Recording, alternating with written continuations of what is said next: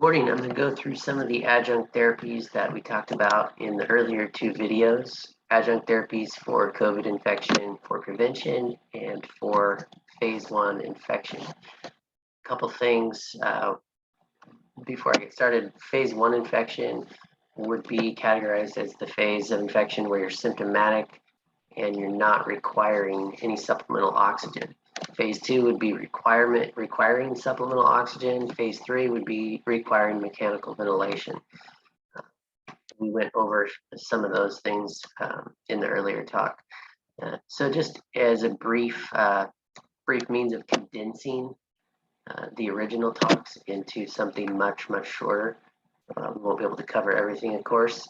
The last talks were a condensing of a lot of the other things that I went over myself. So this is scratching the surface of the surface that we scratched before, but just as a way of making a really short video for you guys. So let me get to the right screen here. First things that we talked about were a few definitions. SARS is a condition that's happened. This happened back in the early 2000s. It's sudden acute respiratory syndrome. SARS-CoV-1 was the virus that caused SARS back in the early 2000s, and today we are dealing with the SARS-CoV-2, and that is resulting in the COVID-19 infections. So just a little bit of the straightening out the medical jargon there. More things to know about what's happening in your body during a SARS-CoV-2 infection. The number one thing to remember is your interferon, which is a cytokine that is important in your immune system communication and in interfering with viral replication. That interferon is suppressed when you have a COVID-19 infection. It's suppressed by the SARS-CoV-2 virus. And that is one of the reasons why when it's not treated early, it can progress pretty rapidly into those phases where you require oxygen or even mechanical ventilation. And that's mostly due to the infection is somewhat of what is triggering it. The cytokine storm right here, cytokine storm is what would be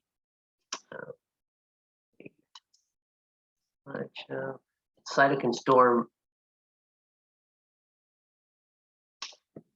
is the immune system going haywire, so to speak, and the immune system is actually what's attacking the body and causing tissue death of the lungs and so forth.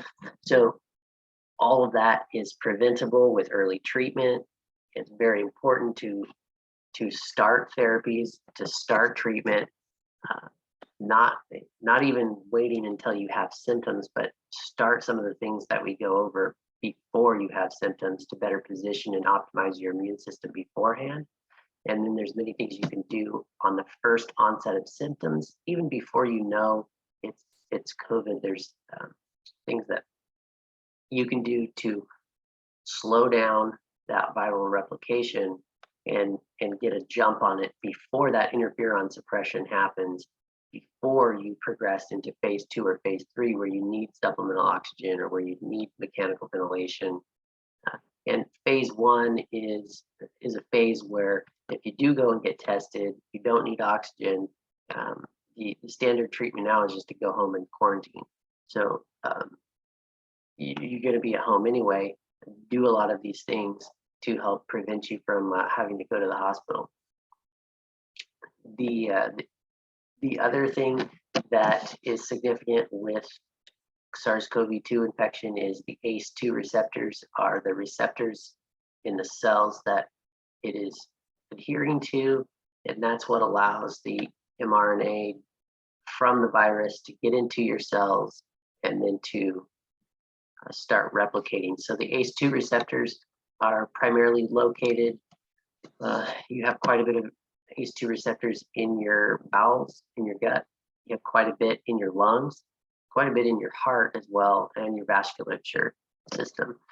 So the place that this is manifesting most in a long-term infection would be in the lungs. The Ace2 receptors in the lungs are most prevalent in the outer and lower, the distal areas of the lungs. And that's significant when we talk about the heat therapy, being able to get that heat, that really, really high heat, just through the skin, the layers of the tissue to the outer parts of the lungs can be very effective in really slowing and inhibiting that viral replication that would be happening without inhibition otherwise due to the interferon suppression. So moving on from those 4 points, the immune system is made up of a lot of different parts, and most of the social distancing, hand washing, masking, all of that is geared towards decreasing your exposure load when and if you are exposed to the virus. The skin is one of your biggest mechanical or structural parts of your immune system, that barrier. The innate immune system is what we focus on. It's non-specific. It's the first responder, so to speak, of your immune system. And if you do not have an intact innate immune system, your outcomes will not be as good. The active part of your immune system is antigen specific. That has to do with antibodies. All 4 of these parts of your immune system, and these aren't the total of all of the parts of your immune system, but these are just 4 that we touched on. All 4 of these parts work together, and one of these parts by itself will never be as good as all of these parts working together. The innate part is what we're focusing on because this is the part that has been largely left out over the past 18 months or so. This is the part that can be effective. If it is optimized, it can be effective in boosting or rather optimizing and synchronizing all these parts of your immune system so you have a shorter course of illness and a lower severity of illness if and when you do get sick, if and when you do get COVID. The active part of the immune system, that is dealing with antibody production. That's only just one of the many things. It's antigen specific, meaning it has to do with the specific pathogen or the specific virus that has been identified by the innate part of the immune system. The vaccine is operational in the realm of the active part of your immune system in making those antibodies. For the specific strain that the mRNA is programmed for. We had this study, some analogy we looked at. We won't really go through that now, but this is a real great short little video going through the complexities of the immune system, and it really shows how all the parts work together. I can put a link in the description for that video for those of you who want to see that. I'll also link down in the description below part 1 and part 2 if you want to get more in depth with this. Now, again, we are just looking at a very, very small piece of everything that is out there in regards to treatments and therapies. We're focusing on phase 1, the phase where you would not be requiring oxygen, where you would be at home, be quarantined, and maybe fluids, maybe taking a fever reducer. Those are some of the typical things. However, we'll see that taking a fever reducer is not the best thing for slowing down the viral replication. Now, a lot of these studies that we looked at were the reason why I chose some of them. I chose some that were the most studied, most overlooked as far as the therapies, not the studies themselves, but the therapies that we look at are very well studied, They're most overlooked, most accessible, most effective for phase 1. Many of them are randomized controlled trials, the gold standard for research and studying things out. So those are just a few of the selection criteria that I had when I was choosing what to narrow this down to. Again, small portion. We're just looking at a very small portion. The therapies, these are the therapies that we go through. We look at forest bathing, which is the name that's used in the literature, medical literature. Really, it's just spending time in fresh air. And looked at humidified essential oil air. We looked at rest, daily and weekly rest. Talked about sleep robbers, caffeine being one of the biggest sleep robbers. Screen time before bed, one of the other biggest sleep robbers, both with highly addictive properties. We looked at nutrition, also the heat therapy, hot air and saunas, exercise. Everybody knows exercise improves and optimizes your immune system. So we only looked at one study on that. We looked at iodine swishing, nutraceuticals, and trust in the divine creator who has created all of these health laws really for us to be blessed by. And the good thing about all of these therapies is they don't discriminate, whether your worldview includes a loving creator God or whether your worldview does not include that. These will still be effective if you exercise a little bit of faith that you need to put these into practice and to give them a try. So as we went through these, we're not going to go through all of these, but just to look at these briefly. This was the first one. We looked at the effects of forest bathing trips on human immune function. They were measuring the five of the enzymes that activate your natural killer cells, and all 5 of these enzymes were significantly elevated after spending 3 days. It was a 3-day, 2-night trip to the forest, and they spent a couple hours a day in the forest. So breathing that fresh air can help optimize your immune system, help optimize the natural killer cells, not just optimize, but increase the activity. They went further to put this into a randomized controlled trial. They were also looking at anti-cancer proteins in this case.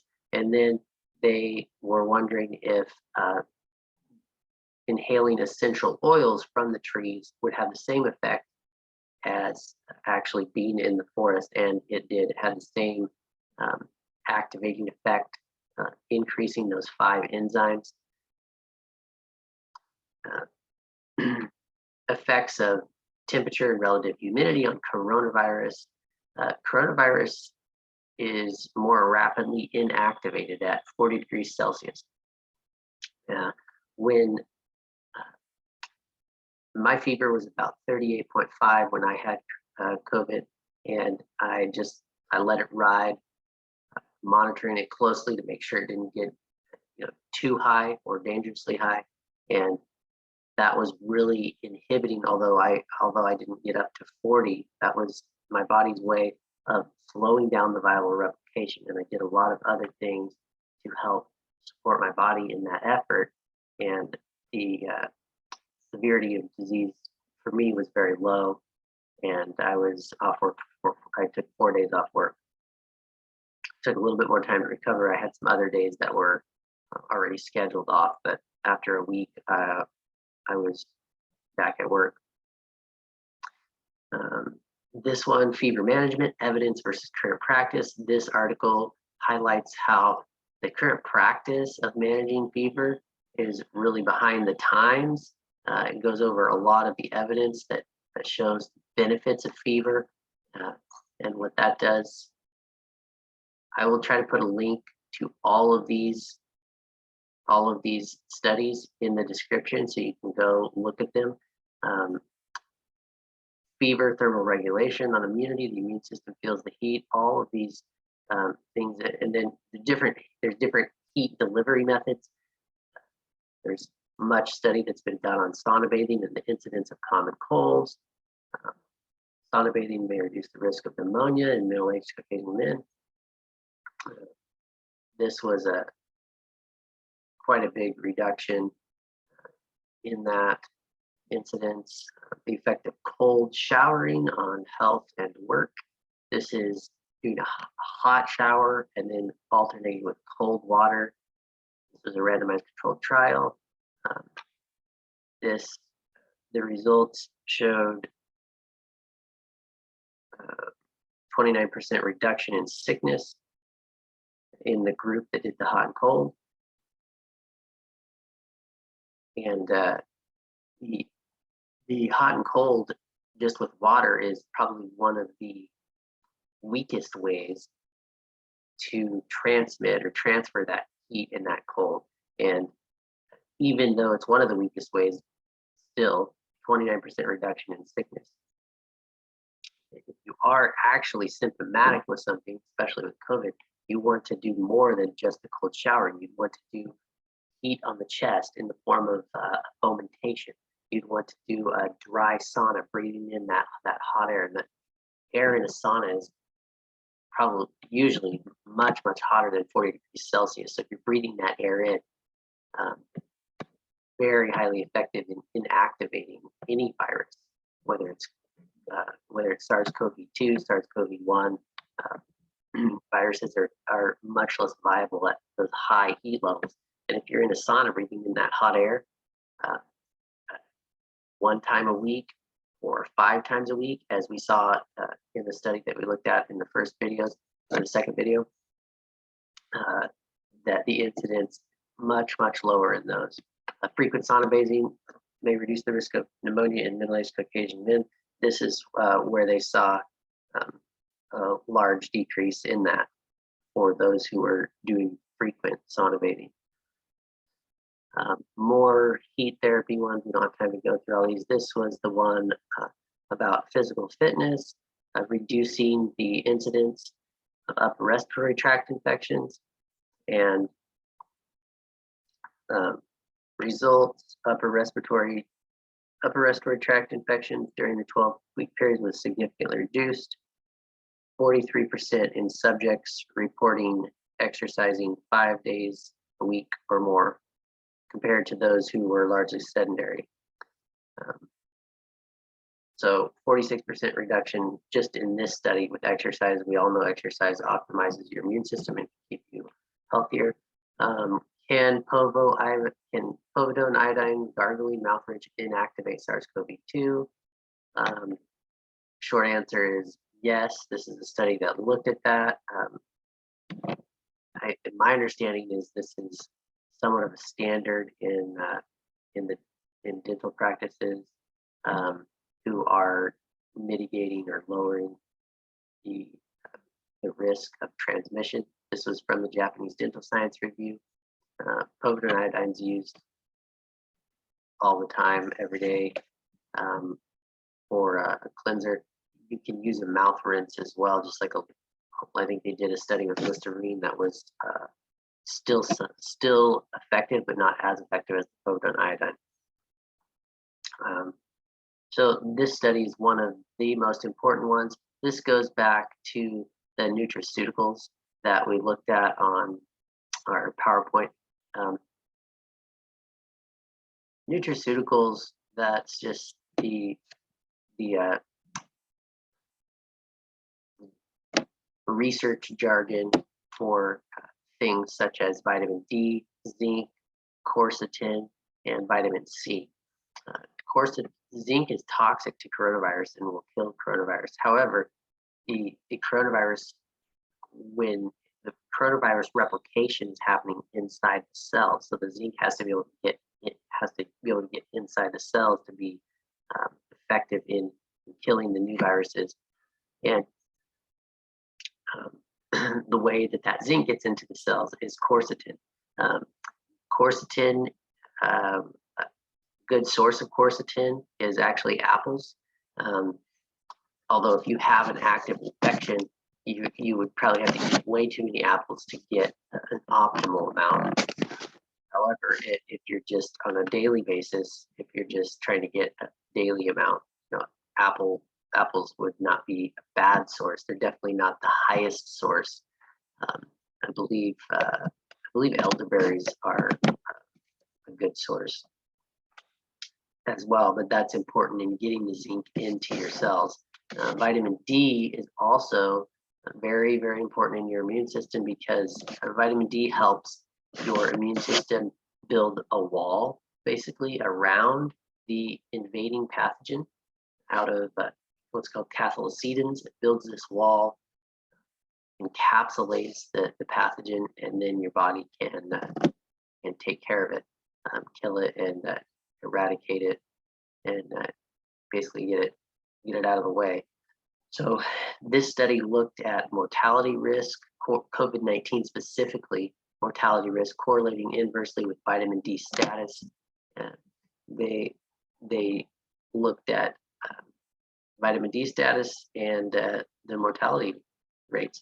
And, this is a perfect example of something that is well known, vitamin D, well known to be an essential building block of your immune system function, something that we already know, but that has not initially been widely publicized, or people have not been widely educated on it, and not just initially, but throughout this pandemic as well. So they looked at D3 levels, they looked at COVID-19 mortality rates, and the results of this study were, I'll have the link in the description so you can read it yourself, but one of the biggest things is that down here, this study was done before the vaccine was available. This study illustrates that at a time when the vaccine was not yet available, patients with sufficiently high D3 levels preceding the infection were highly unlikely to suffer a fatal outcome. The partial risk at this D level seemed to vanish under normal statistical mortality risk for a given age and in light of the given comorbidities. So this correlation should have been good news when the vaccination was not available, but instead it was widely ignored. Now, vitamin D is not the only thing that's widely ignored in this. All of these other therapies are widely ignored, widely effective, widely studied, widely published in the medical literature. So this is why I'm taking the time to try to bring more attention to these, because of the effectiveness of it. Now, the new variant is the Omnicron variant.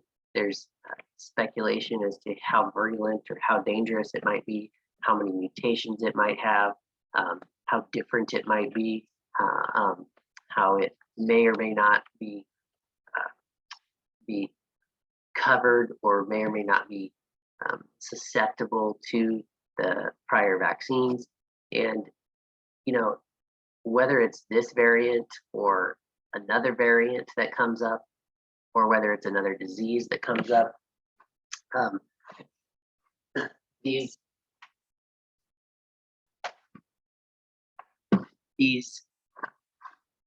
therapies are going to become more important, these simple therapies, as we have supply chain issues, whether it's supply chain issues with existing medications or existing vaccines, whether it's manufacturing and production issues with things, or whether it's effectiveness issues.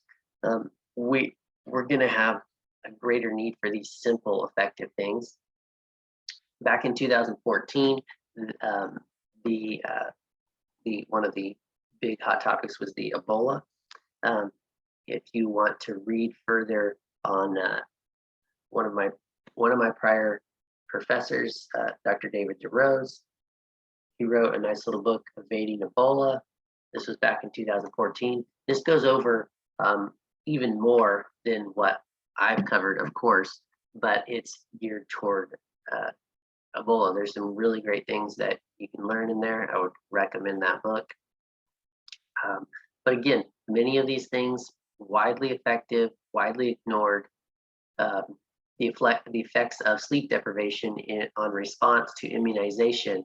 Now, I don't have this one on here. I summarized it on our PowerPoint here.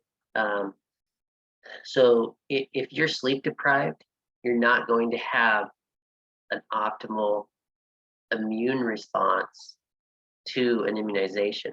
This looked at 2 groups. Test group, their bedtime was restricted. They were getting very small amount of sleep every night. And the result was the mean antibody titers in the sleep deprived group at the day 10 mark was less than half of those in the control group who were not sleep deprived. So if you want your immune system to be able to make a good amount of antibodies, you need to get enough sleep. You need to be getting enough sleep. Now this would hold true not just in immunization case, but in a natural infection case too. Your body's not going to all of a sudden be able to be sleep deprived and mount a really good immune response in a natural infection if you're sleep deprived, and then not be able to do that with a vaccine infection, not a vaccine infection, but a vaccine versus infection. So either way, sleep is important, whether you have a natural infection or whether you are vaccinated. Sleep is going to be important to get that proper immune system response with all of the areas, all of the parts of your immune system working together. Now, this study actually doesn't apply to the mRNA technology because that works through a different mechanism. That is the mRNA goes into your cell and has your cells replicate those antibodies specific to that spike protein in the case of SARS-CoV-2.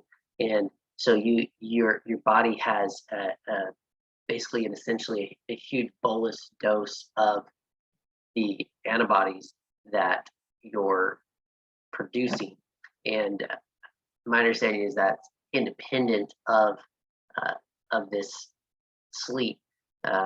However, it's not including all the other parts of your immune system. And so that's why if you look at any of the studies, the immunity for that and the antibody titers for that, they're not durable, and they're not robust in the sense that they're not spanning the different variants. They're not variant independent. They're specific to that exact spike protein that the RNA was coded for, and not specific to other ones that have mutations on the spike protein or mutations in other areas.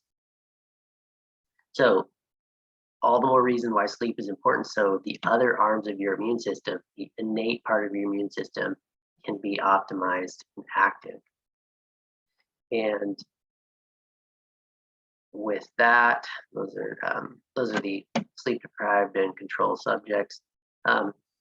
With that, the only other thing that we haven't talked about is trust in the divine creator.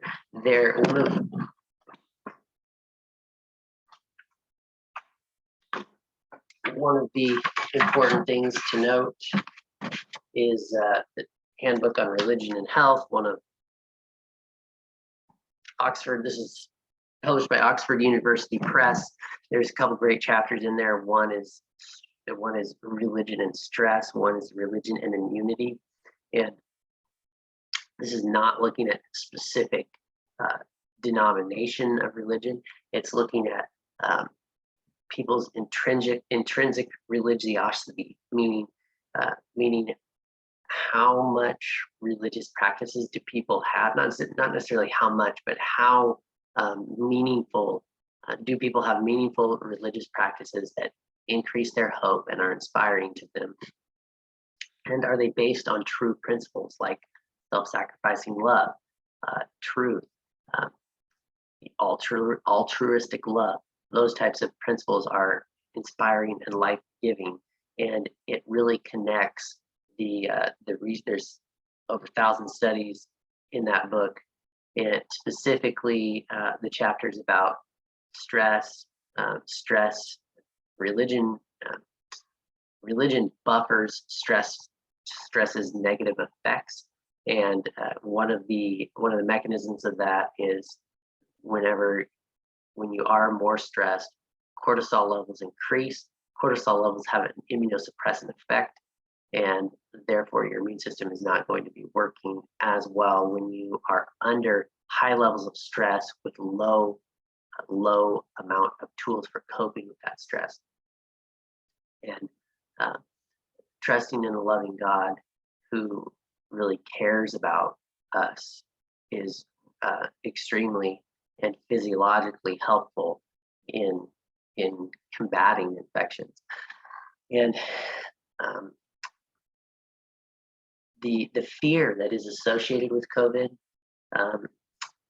one of the reasons in doing all this is the fear that is associated with COVID is extremely out of control. Really, I have patients that are extremely fearful.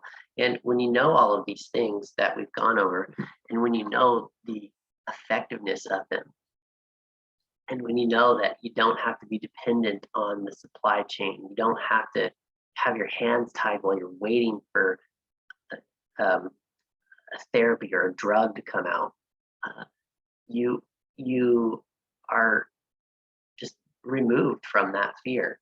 And that doesn't mean we don't take this seriously. I take COVID very seriously. I take care of patients in many different units in the hospital. I'm in the ICU, I'm in the ER, I'm in many different units. I see how sick patients get with COVID, and I asked them, what were you doing from when you just had symptoms until when you came to the hospital? What were you doing at home? I'm just very curious to hear what they're doing. And none of them know about this. None of them are doing these things. And their disease is progressing to the point where they're in phase 2, phase 3, needing oxygen or have had to be on a ventilator. And it's not a place that any of us want to have to go. And implementing these principles ahead of time can do so much in helping with that. And the fear that is associated with COVID, there's really no need for that. When you look at these principles that are available, this can really give people the opportunity to come down from that fear and have a healthy respect for this virus, and a healthy respect, not necessarily focused on the virus, but a healthy respect for our immune system. Our immune system is fearfully and wonderfully made. Truly, the complexities of it are very endless, and I would encourage you to replace, if you are someone who's been afraid of COVID, look at all of these studies, look at the links, follow the links to all of these studies. And if you understand the powerfulness of this, we looked at a few of what's out there, that exercise. We looked at a few things of what's out there, and the combining of all of these together is what's really powerful. If you're able to combine even just 2 of these, you're going to be much better off than what you're doing now. We don't need to have irrational fear of coming down with COVID. We can practice these simple and research-based, these methods that are studied out, and we can live in such a way where we have a healthy respect for getting sick, for having COVID, but it's not a crippling fear that is overcoming and overtaking all sectors of our life.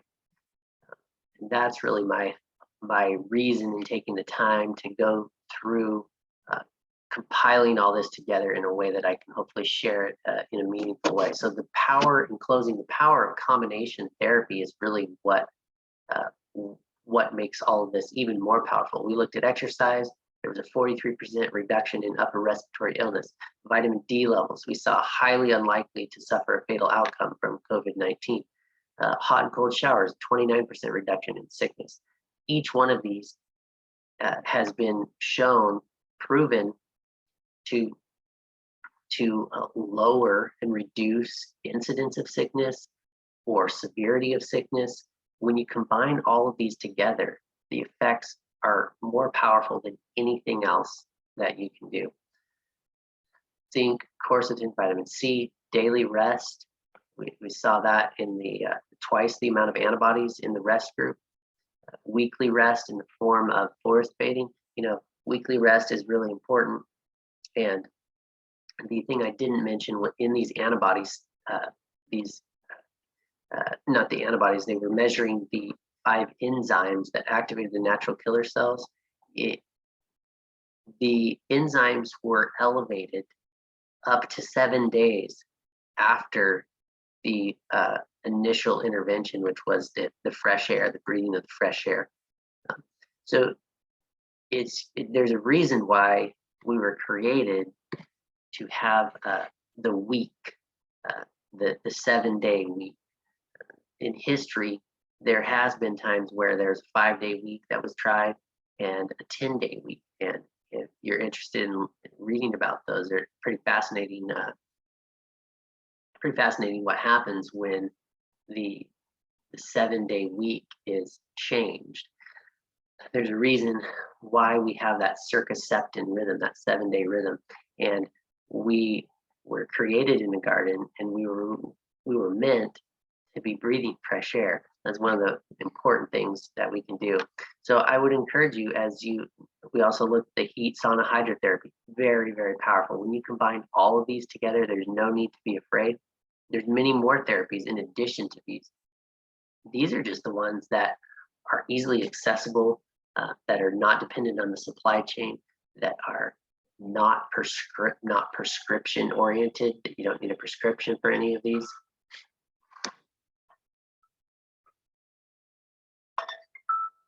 Sorry about that. Most accessible. All you have to do is you have to have a home that has water, you have to have, food and things like that in order to get some of these. But they're extremely simple. This is really promoting your own personal resiliency. So I would encourage you to replace the fear of COVID with a fear and respect and appreciation of the Creator God who's given us all of these therapies. And like I said, these therapies don't discriminate whether or not your worldview includes religion or God. I encourage you to step out in faith, follow the links in the description, go look at the research and try some of these. You will be better positioned to be well, not just in regards to SARS-CoV-2 or a COVID-19 infection, but in regards to anything else that comes along. Your body will be better positioned for that. So I hope this shorter version, although we didn't get into much detail, but I hope this shorter version is more digestible for those who don't have as much time. And when you do have more time, follow the links in the description. You can watch the other videos, or you can go look at all the studies. Please leave a comment leave a comment below if you have any questions, if you have any comments, and I will respond as I can. I wish you all good health.